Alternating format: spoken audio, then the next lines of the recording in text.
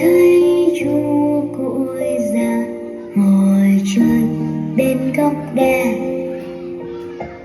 Chúng tôi ai cũng ra chơi ngoài sân bên mẹ cha, có ông với bà ngồi xem và uống trà.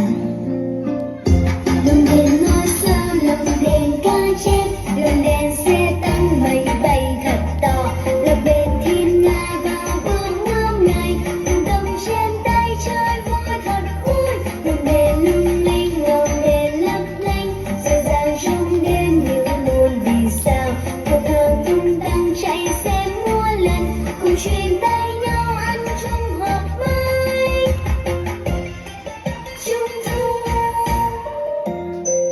Trung thu trăng sáng trong to thật to trên ngọn tre, thấy chú cụi già ngồi chơi bên góc đè. Trung thu ai cũng ra chơi ngoài sân bên mẹ cha, có ông với mẹ ngồi xem